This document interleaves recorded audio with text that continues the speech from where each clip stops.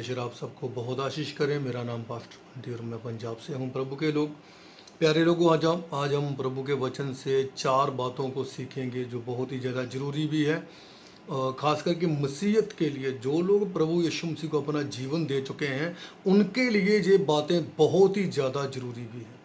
और मैं विश्वास करता हूँ कि जरूर प्रभु आपको इन बातों के द्वारा आशीष करेगा और आप प्रभु की आशीष को प्राप्त भी करेंगे। और आइए हम सबसे पहले जो एक बात है, पहली बात है 4 बातों को सीखना है। और चारों बातें मैं विश्वास करता हूँ कि आप अगर आज आपने इनको सीखा और आपने समझा जो प्रभु ने मुझे दिया है, अगर आपने इनको समझा तो आप ज़रूर इन बातों के द्वारा आशीष प्राप्त कर सकते हो। तो हम पढ़ेंगे, पहली बात को पढ़ेंगे हम मत्ती उसका 28 का इसका 20 वचन।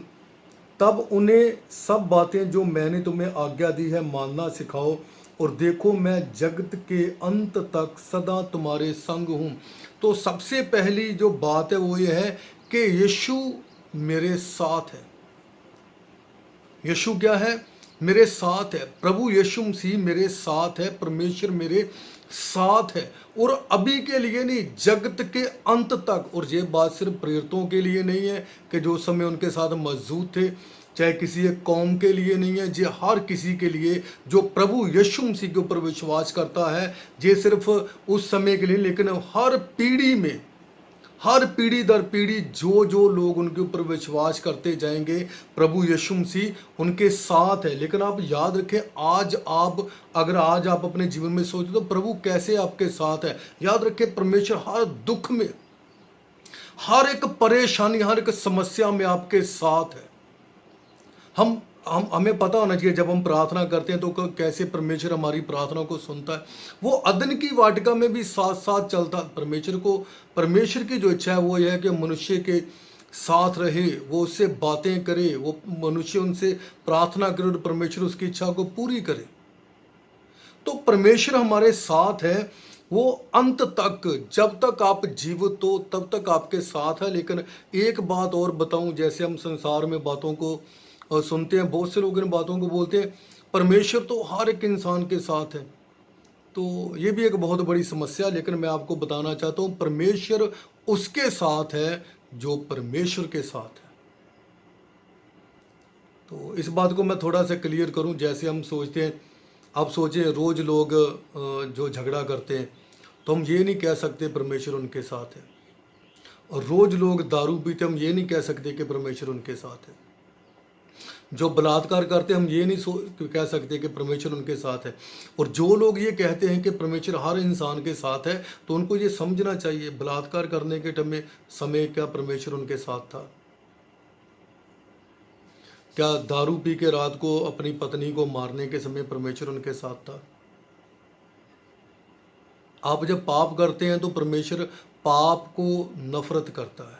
पाप से परमेश्वर को नफरत है। वो अदन की वाटिका में भी मनुष्य के साथ था, उनके साथ बातचीत करता था, उनके साथ चलता था। अब जब उत्पत्ति 3 अध्याय के 8 वचन में पढ़ेंगे तो वहाँ पे लिखा है परमेश्वर ठंडे समय में अदन की वाटिका में फिरता था, उनके साथ बातें करता था, उनके साथ रहता था। लेकिन याद रखें, क्यों परमेश्वर उनसे दूर हो गया? आदम और हवा ने जब वो पाप किया, जब उन्होंने वो फल खाया, तो परमेश्वर की नज़र में उस फल को खाना भी बहुत बड़ा पाप था। क्योंकि 2 बातें आपको पता है, उनके जीवन में बुराई और भलाई दोनों बातें उनके अंदर आ चुकी थी। परमेश्वर चाहता था कि आप एक ही चीज़ को अंदर रखें। तो परमेश्वर उनको उनके साथ वैसे तो नहीं रहा, लेकिन फिर भी परमेश्वर उनका साथ नहीं छोड़ा है। वो अभी तक भी, चाहे हम पाप कर रहे थे, कुछ भी कर रहे थे, तब भी वो साथ चल रहा था। जब मिस्र से लोगों को निकाल कर लाया गया, तब भी लोग बुड़बुड़ा रहे थे, प्रभु के ऊपर कितनी बातों को बोल रहे थे, लेकिन फिर भी परमेश्वर उनके साथ था। उनको कैसे प्रभु ने हर चीज़ मुहैया किया, उनको खाने के लिए, पहनने के लिए, उनके कपड़े भी छोटे नहीं हुए, उनके जूते नहीं घिसे, हर चीज़ जो उनकी थी प्रभु उनको बढ़ा रहा था। क्योंकि वो परमेश्वर मनुष्य के साथ रहना चाहता है, उनके साथ प्रभु चलना भी चाहता है। लेकिन आज इंसान है वो परमेश्वर के साथ नहीं है। परमेश्वर के प्यारे लोगों, इंसान हर दिन परमेश्वर से दूर होते जा रहा है, हर दिन दूर होते जा रहा है। लेकिन प्रभु तो कहता है कि मैं जगत के अंत तक तुम्हारे साथ हूं। लेकिन परमेश्वर ने कह दिया तो उसके बदले हमें सोचना चाहिए, क्या हम परमेश्वर के साथ हैं? क्या हम प्रभु की इच्छा को पूरी कर रहे हैं? क्या हम परमेश्वर का जो गुड न्यूज़ है, जो प्रभु का सुसमाचार है, क्या उसको फैलाने में मदद कर रहे हैं? प्रेरितों के साथ प्रभु क्यों रहा? क्योंकि वो प्रभु के सुसमाचार को लेके जाने वाले थे। आज परमेश्वर मेरे और आपके साथ भी तब है जब हम प्रभु का सुसमाचार फैलाने में उनके सहभागी हो रहे हैं। जब हम बात कर रहे हैं लोगों के साथ, तो परमेश्वर साथ है। याद रखें, परमेश्वर हर समय आपके ऊपर समस्या आएगी, आपको बात करने में प्रॉब्लम होगी, तो भी प्रभु आपको सिखाएंगे कि आपको कैसे रहना है। तो भी परमेश्वर आपके साथ खड़े होते उसी टाइम आके।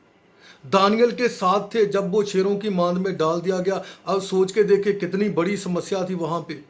वो शेर भूखे थे, उनको खा सकते थे, लेकिन परमेश्वर का वादा है ना, मैं तुम्हारे साथ हूं, तो वो सचमुच वहां पे साथ होके उनको बचा लिया। शद्रक मेशक अबेदनगो को जब आग की भट्टी में डाला गया, तब भी बाइबल में साफ करके लिखा है कि वहां पे 3 को डाला गया, लेकिन वहां पे 4 थे, क्योंकि परमेश्वर साथ देता है। लेकिन किनका? जो परमेश्वर के साथ होते हैं। आज याद रखिए, आज साथ में कौन है? आज के हम अगर मसीहत को देखेंगे तो उनके साथ कौन है? उनके साथ कौन है? क्या वो सच में प्रभु के साथ है? आज हम थोड़ी सी चीजों के लिए प्रभु का इनकार कर देते हैं। हम सोचते हैं प्रभु का इनकार करना सिर्फ दूसरे लोगों के सामने नहीं, जब आप प्रभु यीशु मसीह से ज्यादा महिमा किसी और को देते हो, तो आप याद रखें प्रभु का इनकार कर रहे हो उससे, उस जगह पे भी। तो प्रभु आपके साथ कैसे रहेगा? तो प्रभु चाहता है आप उनके साथ रहें स्वर्ग राज्य तक। शैतान प्रभु यीशु मसीह को कह रहा था कि मैं ये सारी सारी पृथ्वी तुम्हें देता हूं, ये सारी दुनिया तुम्हें देता हूं, इनका धन दौलत हर चीज मैं तुम्हें देता हूं। याद रखे प्रभु ने क्या अद्भुत बात वहां पे कही। प्रभु ने वो अपने चेलों को बताया, मत्ती 28:18, यीशु ने उनके पास आकर कहा, स्वर्ग और पृथ्वी का सारा अधिकार मुझे दिया गया है। तो साथ रहना प्रभु यीशु मसीह ने दिखाया, कैसे वो परमेश्वर पिता के साथ रह के उन्होंने, सिर्फ शैतान बोल रहा था कि ये नीचे का पूरा अधिकार, लेकिन परमेश्वर ने स्वर्ग के ऊपर भी अधिकार प्राप्त करना सिखाया हमें। वो तो पहले से उनका है, लेकिन हमें सिखाया कि कैसे आप आज्ञाकारी बन के परमेश्वर के साथ रह के उनकी बातों को जान के आप भी स्वर्ग राज्य का अधिकार प्राप्त कर सकते हैं। आपको अधिकार है कि आप स्वर्ग राज्य में जाएं। तो ये है परमेश्वर के साथ रहना। प्रभु ने हमेशा सिखाया कि आप कैसे साथ रह सकते हो।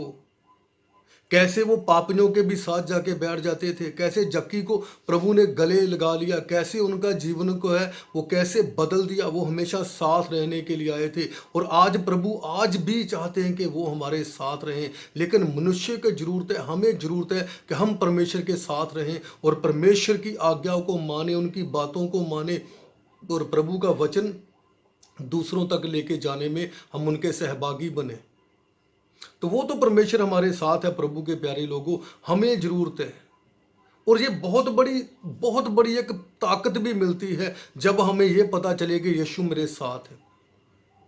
तो कब कब है यीशु आपके साथ? आपकी मुसीबत के समय,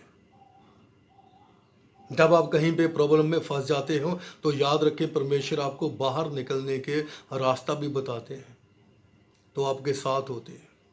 जैसे पौलुस और सिलास को प्रभु ने रास्ता बताया कैसे बाहर निकलना चाहिए, वो परमेश्वर की आराधना करने लगे, तो सचमुच वो परमेश्वर संकट के समय भी उनके साथ थे।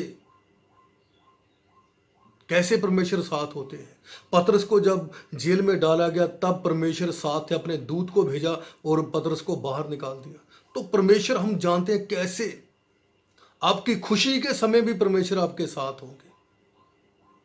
हम जानते हैं कैसे काना में शादी था, तो कैसे प्रभु उनके साथ रहे जाके, और उनके घर परिवार को जो चीज़ों की जरूरत है उनको बढ़ा दिया वहाँ पे। वो साथ रहने वाले परमेश्वर है। आपकी बीमारी के समय परमेश्वर आपके साथ है। जब आपको प्रॉब्लम आती, समस्या आती है, याद रखें, मैं एक बात को क्लियर करना चाहता हूँ कि परमेश्वर के साथ रहना किसे कहते हैं।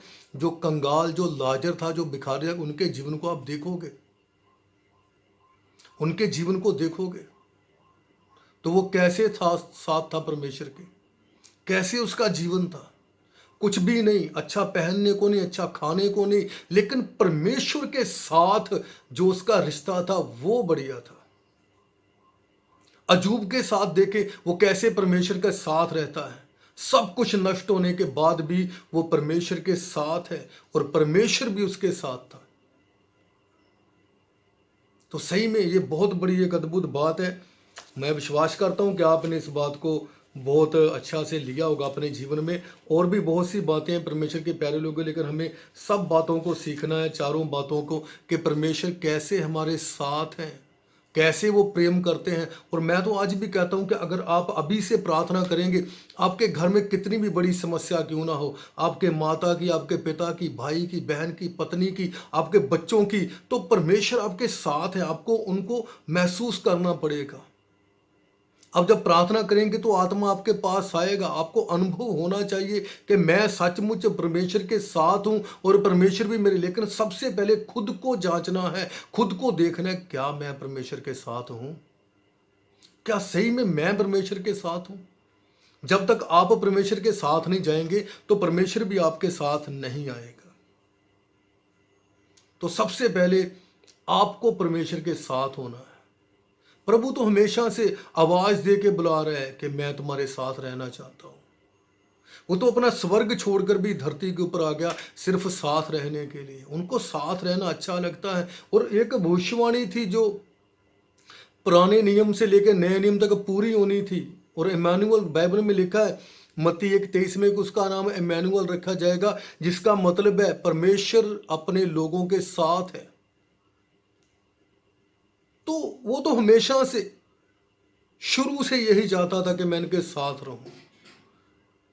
परमेश्वर को परमेश्वर को अच्छा लगता है कि वो आपके साथ रहें, मनुष्य के साथ रहें। लेकिन हम जब तक उनके साथ रहना पसंद नहीं करेंगे, जब तक हमारा मन नहीं बदलेगा, तो परमेश्वर हमारे साथ नहीं है। लेकिन जो लोग परमेश्वर की इच्छा को पूरी कर रहे हैं, जो प्रभु को जीवन दे चुके हैं, परमेश्वर उनके साथ है। आपके घर में कोई भी समस्या हो, परमेश्वर उनको निकालने की सामर्थ रखते हैं। आपके जीवन में कितनी भी बड़ी प्रॉब्लम क्यों ना हो, परमेश्वर उनको खत्म करने की सामर्थ रखते हैं। तो आज से आप परमेश्वर के साथ हो जाएं। परमेश्वर आपको बहुत ही प्रेम करते हैं।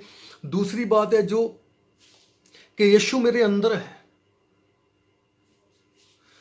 ये बहुत बड़ी बात है कि यीशु मेरे अंदर है। देखिए, वो साथ भी है और दूसरी जगह वो अंदर भी है। उनको अंदर जो रहने का आपको अनुभव है, ये बहुत ही अद्भुत है। उससे पहले आप वचन पढ़ना चाहिए, कुलसियों 1 अध्याय का 27 वचन। जिन पर परमेश्वर ने प्रगट करना चाहा, याद रखे, जिन पर परमेश्वर ने प्रगट करना चाहा, क्योंकि वो आपके अंदर तभी रहता है जब आप उनके कामों को लोगों के सामने दिखाते हो, जब आप अपने अंदर की बातों को परमेश्वर के सामने रखते हो। जिन पर परमेश्वर ने प्रकट करना चाहा, उन्हें ज्ञात हो गया कि अन्य जातियों में उसके भेद की महिमा का मूल्य क्या है। और वो ये है कि मसीह की महिमा की आशा, मसीह जो महिमा की आशा है, तुम में रहता है, तुम में रहता है, आपके अंदर है। परमेश्वर आपके अंदर है। लेकिन फिर भी आज अगर हम एक बात को सोचेंगे कि अगर परमेश्वर मेरे अंदर है, लेकिन किन के अंदर है? जहाँ पे लिखा है कि अन्य जातियों के, जो कुलसियों के अंदर था, कुलसियों के अंदर वहाँ पे ज़्यादा अन्य जाति लोग थे, ज़्यादा यहूदी लोग नहीं थे। उनको भी परमेश्वर ने बातचीत किया, क्योंकि जिस कौम ने ठुकरा दिया परमेश्वर, उन्होंने अन्य जातियों को चुन लिया, मुझे और आपको चुन लिया। और आज वो मेरे और आपके अंदर रहता है, अंदर रहता है। और किन के अंदर रहता है? जो सचमुच प्रभु को पुकार रहे हैं, जो रोज सुबह उठ के उनको पुकार रहे हैं, जो वचन के जरिए उनको पुकार रहे हैं, जो आराधना में, प्रार्थना में, सुसमाचार के द्वारा जो उनकी इच्छा को पूरा कर रहे हैं, प्रभु उनके अंदर है। जब बाइबल में लिखा है कि जब तू रात को लेटेगा तो आराम से सो जाएगा, क्यों? क्योंकि परमेश्वर अंदर है। परमेश्वर आपके अंदर, आपको डर भी नहीं लगेगा। आप कहीं भी पहाड़ों के ऊपर, दाऊद लिखता है कि मैं अंधकार में भी जब चलता हूं तो मुझे डर नहीं लगता है, क्योंकि मुझे पता है परमेश्वर मुझे संभालता है। चाहे मैं घोर अंधकार में चला जाऊं। वो जब अपनी भेड़ बकरियों को चराने जाता था तो कभी चराते थे, बहुत पहाड़ के ऊपर चले जाते थे और शाम को नीचे उतरने के समय बहुत अंधेरा हो जाता था और परमेश्वर तब भी उनको रास्ता दिखा रहा था, तब भी उनको संभाल रहा था। तो इस तरह से परमेश्वर बता रहे हैं कि मैं तुम्हारे अंदर हूं। अगर मुझे देखना है तो अपने अंदर देख, अपने अंदर देख। आपकी जो पहचान है वो कैसे पता चलेगी? आपके अंदर परमेश्वर आपके अंदर है।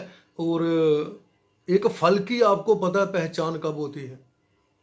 बाहर से, बाहर से पता चल जाता है कि फल अंदर कैसा होगा। आपको बाहर से देख के ही पता चलना चाहिए आपके अंदर क्या है। लेकिन आज भी दो तरह के मसीह, एक बाहरी एक अंदरूनी है। एक सिर्फ दिखाने के लिए मसीह है और एक सचमुच प्रभु का काम प्रकट करने के लिए मसीह है। आपके अंदर मसीह है तो आप चुगली, निंदा, झूठ, फरेब ये सब नहीं करोगे। मैं कुछ ऐसे ऐसे प्रभु के दास लोगों को भी जानता हूं जो जब मेरे सामने भी आते हैं तो अपने आप को बहुत अच्छा प्रकट करते हैं, लेकिन जब पता चलता है कि वो आपकी बुराई भी करते हैं तब आपको पता चलता है कि उनके अंदर क्या है, उनके अंदर कौन है। और तब आपको पता चलता है उनके अंदर कौन है। वो दिखाने के लिए, लेकिन परमेश्वर आपके अंदर रहना चाहता है। परमेश्वर आपके अंदर रहना चाहता है। और इसका बहुत बड़ा उदाहरण प्रकाशित वाक्य 3 अध्याय का 20 वचन में परमेश्वर फिर से पुकार रहे हैं, फिर से मौका दे रहे हैं। क्या लिखा देखिए, देख मैं द्वार पर खड़ा हुआ खटखटाता हूं, यदि कोई मेरा शब्द सुनकर द्वार खोलेगा तो मैं उसके पास भीतर आकर उसके साथ भोजन करूंगा और मेरे साथ, वो मेरे साथ और मैं उसके साथ, मैं उसके अंदर रहूंगा। जिसको अंदर होना चाहिए वो बाहर है। जो परमेश्वर अंदर होना चाहिए, प्रभु ने कहा कि वो आपके अंदर रहना चाहता है। पौलुस लिखता है कि मैं जानता हूं कि तुम्हारे अंदर है, लेकिन किनके अंदर है? जो परमेश्वर की इच्छा को पूरा कर रहे हैं उनके अंदर है प्रभु। यहां पे साफ हमने इस बात को पढ़ा है कि परमेश्वर खटखटा रहा है। ये बड़े दुख की बात है कि जिस परमेश्वर को अंदर होना चाहिए वो आज भी बाहर आपको, वो फिर, और ये एक खुशी की बात है कि आपको दोबारा मौका मिल रहा है कि वो परमेश्वर खटखटा रहा है, आप खोलो, आज भी खोलो। तो सबसे पहले याद रखें, परमेश्वर आपके अंदर है, ये आपको आज जानना है। आपको आज जानना है क्या परमेश्वर मेरे साथ है। याद रखें, जब वो साथ रहेगा तो आपके अंदर भी आएगा। तो साथ रहना पहले बाहर, आपके साथ बाहर परमेश्वर देखता है, आपके साथ चलता है, तब आपके साथ अंदर भी आना चाहता है आपके साथ। तो मैं विश्वास करता हूं जरूर आप प्रभु के वचन के द्वारा जरूर प्रभु को पुकारोगे और प्रभु आपके अंदर जरूर आएगा और आपसे बातचीत भी करेगा। और आप ध्यान से रहें, पता नहीं प्रभु कब आपके साथ रहने के लिए आए और खटखटाए। कभी कभी आज भी रात को हो सकता, आज ही रात को, आज सुबह की प्रार्थना में प्रभु खटखटाए और आप ना खोल पाए तो याद रखें क्या होगा। तीसरी बात है यीशु मसीह को पहनना।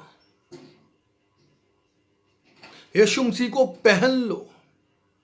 और ऐसा हम पढ़ते हैं रोमिया 13 अध्याय का 14 वचन, वरन प्रभु यीशु मसीह को पहन लो और शरीर की अभिलाषाओं को पूरा करने का उपाय ना करो।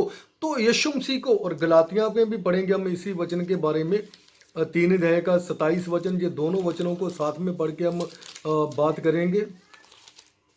रोमिया हमने 13 अध्याय 14 वचन पढ़ा और गलातियां 3 अध्याय 27 वचन।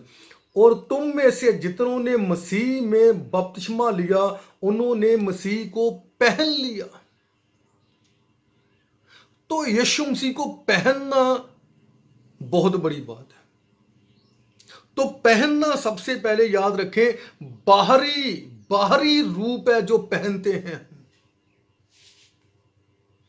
पहनना बाहरी रूप को दिखाता है। जैसे मैंने पहले भी आपको उदाहरण दिया, एक फल की पहचान उसके बाहर से होती है। हम फल को काट के जब लगा हुआ पेड़ पे तो ऐसे नहीं देखेंगे काट के उनको, तब देखें ये पक चुका है। हम कैसे देखते हैं उनको? बाहर से देखते हैं। तो बाहर से पता चल जाता है कि ये अंदर से भी पक चुका है, अंदर से भी इसका जो कलर है वो कैसा हो गया होगा।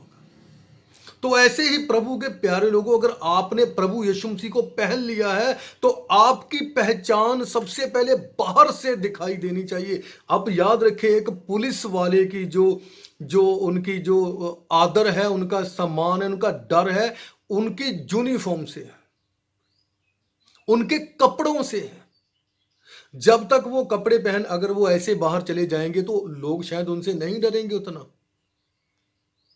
लेकिन वो यूनिफॉर्म में जा रहे हैं तो सब लोग उनको आदर करते हैं, उनसे डरते हैं। अगर कोई उनको नहीं भी जानता तब भी उनको सर झुका के नमस्कार सलाम कुछ भी करता है, क्योंकि उनकी जो यूनिफॉर्म उसमें उनका आदर है, उनका डर। अगर आपने प्रभु यीशु मसीह को पहन लिया है तो शैतान की कोई भी ताकत सबसे पहले आपसे दूर हो जाएगी, आपके ऊपर वो काम नहीं कर पाएगी, आपके ऊपर वो जो है पाप को नहीं ला पाएंगे। तो प्रभु यीशु मसीह को पहनना बहुत बड़ी बात है। इसके लिए एक और वचन मैं आपके लिए पढ़ना चाहूंगा, इफिसियों की किताब उसका 4 अध्याय उसका 24 वचन में पढ़ना चाहिए। और नए मनुष्य तत्व को पहन लो जो परमेश्वर के अनुरूप सत्य और धार्मिकता की पवित्रता में सूझा गया है। और 23 वचन में भी 22 वचन से पढ़ना चाहिए कि तुम पिछले चाल चलन के पुराने मनुष्य तत्व को जो भरमाने वाली अभिलाषाओं के अनुसार भ्रष्ट होता जाता है उतार डालो और अपने मन में आत्मिक स्वभाव में नए बनते जाओ। याद रखें, पौलुस जहां में भी इन बातों को सिखा रहा है कि मसीह को पहनने का मतलब क्या होता है। मसीह को पहनने का मतलब अपने पुराने जीवन को, अपनी पुरानी अभिलाषाओं को उतार के डाल रख देना, साइड में डाल देना। वो दोबारा से आपके ऊपर, जैसे आप जो आपके कपड़े पुराने हैं चाहे जिनमें से बदबू आती है तो आपने अब उनको उतार दिया तो आप वही दोबारा नहीं पहन रहे हो, अब वही दोबारा नहीं पहन रहे हो। आपको नया नया वस्त्र जो मसीह में है, जो आत्मा का है, जो पवित्र आत्मा का, उसको पहनना है, नए स्वभाव को पहनना है। जैसे पौलुस का जीवन देखे पहले कैसा था, लेकिन जैसे ही उसने मसीह के उस स्वभाव को पहन लिया तो वो सारी चीजों को दूर कर दिया, वो पुराना जीवन छोड़ दिया उसने और नया जीवन अपने ऊपर पहन लिया। मेरे जीवन की खुद की गवाही है। पहले मेरा जीवन अगर मैं आपको बताऊं, मैं पूरी गवाही तो नहीं बता पाऊंगा, लेकिन मैं इतना आपको बता सकता हूं, मेरा पुराना जीवन था वो सही में भ्रष्ट था, पाप में था, व्यभिचार में था, गंदगी में था, गाली गलौज में था, बहुत ही ज्यादा प्रॉब्लम में था। हर दिन मुझे शराब पीना, लोगों से झगड़ा करना, घर पे आके झगड़ा करना। लेकिन आज अगर मैं नया जीवन, पुराना जीवन जब उतार दिया तो नया जीवन ये है कि मैं परमेश्वर का काम कर रहा हूं। इस संकट के समय, इस महामारी के अंदर भी आज भी परमेश्वर मेरी जरूरतों को इसीलिए पूरा कर रहा है क्योंकि मैंने मसीह को पहन लिया है, मैंने मसीह को पहन लिया है, मैंने मसीह को सचमुच पहन लिया है। अब शरीर की अभिलाषाओं को पूरा करने की तरफ वो मन नहीं है, शरीर की इच्छाओं को पूरा करने का वो मन नहीं है।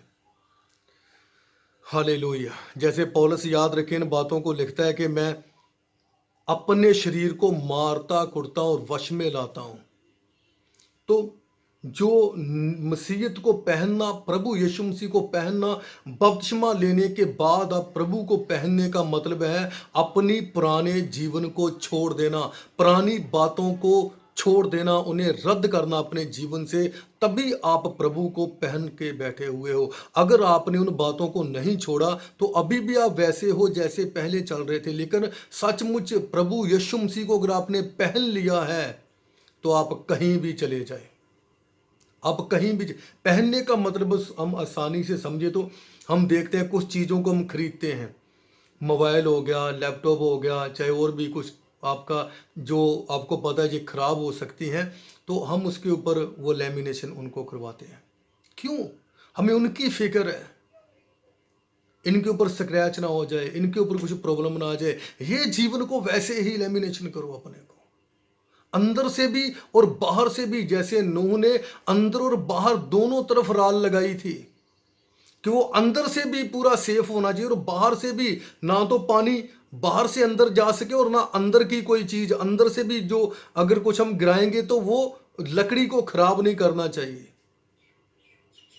तो उस लकड़ी को सेफ रखने के लिए उन्होंने राल का इस्तेमाल किया। आज मैं और आप अगर हम प्रभु को पहन लिया है तो आप परमेश्वर की आज्ञाओं का, उस पवित्र आत्मा का जो अपने जीवन में उनको काम में लाएं, उनको पहन लें, तो कोई समस्या आपके नजदीक नहीं आएगी। अगर प्रभु ने मेरे जीवन को बदला तो आपके जीवन को भी प्रभु जरूर बदलेगा। और चौथी बात है जो वो मैं जल्दी ही आपके लिए पढ़ना चाहूंगा, गलातियां 2 अध्याय का 20 वचन। मैं मसीह के साथ क्रूस पर चढ़ाया गया, अब मैं जीवित ना रहा पर मसीह मुझ में जीवित है, और मैं शरीर से तो अब जीवित हूँ, केवल उस विश्वास से जीवित हूँ जो परमेश्वर के पुत्र पर है, जिसने मुझसे प्रेम किया और मेरे लिए अपने आप को दे दिया है। और जो चौथी बात यह है कि यीशु मसीह मुझ में जिंदा है।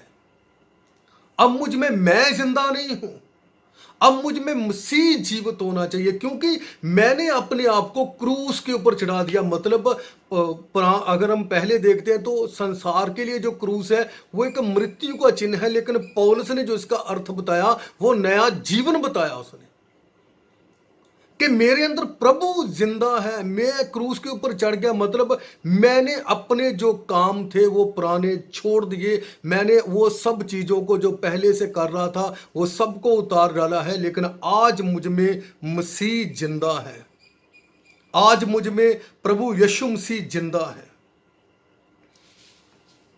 अपने ऊपर किसी भी चीज का प्रभाव ना होने देना। हम देखते हैं कैसे ये पूरा संसार पाप में जाता है, लेकिन जैसे प्रभु यीशु मसीह को वो ग्रहण करते हैं तो मुझे लगता है ज्यादा नहीं तो कम से कम 100 में से 20% लोग ऐसे होते हैं जो प्रभु को अपना जीवन देते हैं। 80% तो सिर्फ चर्च इसलिए जा रहे हैं कि उनको घर की जरूरतें पूरी हो जाएं, वो जाके बड़ी बड़ी चर्च देख लें, बड़ी बड़ी टेस्टमनियाँ सुन लें। उनको सिर्फ उससे प्रभु के प्यारे लोगों को याद रखें।